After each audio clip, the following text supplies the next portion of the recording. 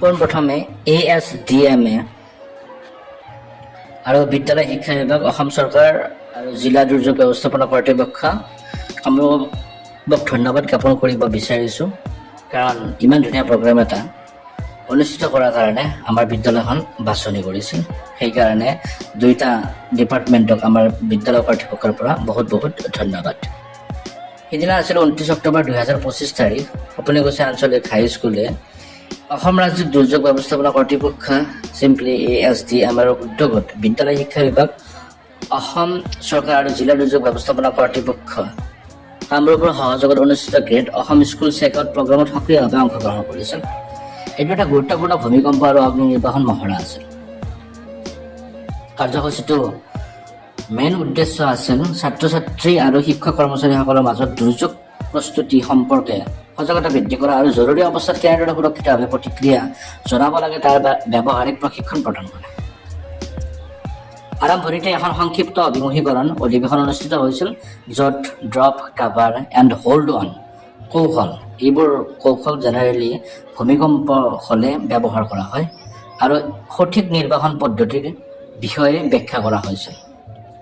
নিৰ্ধাৰিত সময়ত চাইৰেন বজোৱাৰ পিছত ছাত্ৰ ছাত্ৰীসকলে শৃংখলাবদ্ধভাৱে মহড়াত অংশগ্ৰহণ কৰিছিল। ভূমিকম্প অনুশীলনৰ পিছত শিক্ষকসকলৰ নিৰ্দেশনাত সকলোৱে নিৰ্দিষ্ট পথ অনুসৰণ কৰি নিৰাপদ সমাৱেশ স্থলত উপস্থিত হৈছিল। শিক্ষকসকলে উপস্থিত গণনা কৰি সকলো ছাত্ৰ ছাত্ৰীৰ সুৰক্ষা নিশ্চিত কৰিছিল। অগ্নি নিৰ্বাপন অংশত অগ্নি সুৰক্ষা আৰু দ্ৰুতভাৱে ভৱনৰ পৰা বাহিৰ হোৱাৰ প্ৰক্ৰিয়া প্ৰদৰ্শন কৰা হৈছিল। সম্পূৰ্ণ কাৰ্যসূচীটো বিদ্যালয়ৰ মুখ্য শিক্ষক আৰু শিক্ষকসকলৰ তত্বাৱধানত সুচাৰুৰূপে সম্পন্ন হৈছিল।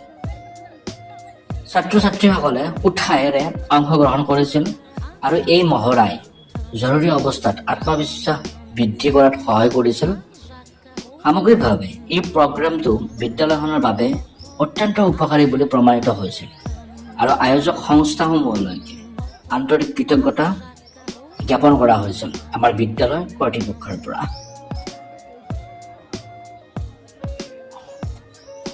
আৰু সৰ্বশেষত এই ভিডিঅ'টোৰ জৰিয়তে প্ৰতিজন শিক্ষাৰ্থীয়ে যাতে সকলোবোৰ নিয়ম প্ৰট'কল সাধাৰণতে দুৰ্যোগৰ সময়ত কেনেদৰে ব্যৱহাৰ কৰিব লাগে সেইটো তেখেতসকলে ভালদৰে ব্যৱহাৰ কৰিব বুলি আমি আশা কৰিছোঁ। আৰু লগতে এই মেছেজটো যাতে প্ৰতিজন শিক্ষাৰ্থীয়ে তেখেতসকলৰ ঘৰৰ প্ৰতিগৰাকী অভিভাৱক অভিভাৱিকা দিয়ে আৰু লগতে সমাজৰ বিভিন্ন ব্যক্তিলৈকে যাতে প্ৰেৰণ কৰে। Thank you. I really appreciate your time. Thanks a lot. বিমান উৰি থকা অৱস্থাতে আকাশতে জ্বলি যায় নে নাই?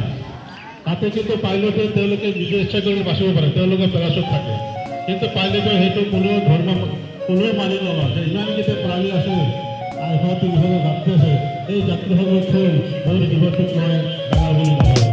তেওঁ সেইবিলাকৰ লগত জীৱনটো ইচ্ছা কৰিছে। গতিকে আমি এনেকুৱা হ'ব লাগিব যে আমি আমাৰ নিজকে বাচিম আৰু আন দহজনকে বচাম। প্ৰেক্টিচ কৰি যি আজি পালা আজি আৰু শিকিবলৈ আছে সেইবিলাক তোমালোকে বাৰ্তাবিলাক তোমালোকৰ ঘৰত তোমালোকে পহুচাই দিব লাগিব। আৰু তোমালোকে সেই বিষয়ে তোমালোকে পৰিয়ালৰ লগত, মা বাবাৰ লগত, ভাই ভণ্টিহঁতৰ লগত বহি পেলাই আলোচনা কৰিব লাগিব। আমাৰ প্ৰত্যেকৰ ঘৰে ঘৰে কি আছে, আমাৰ আজিকালি চব মানে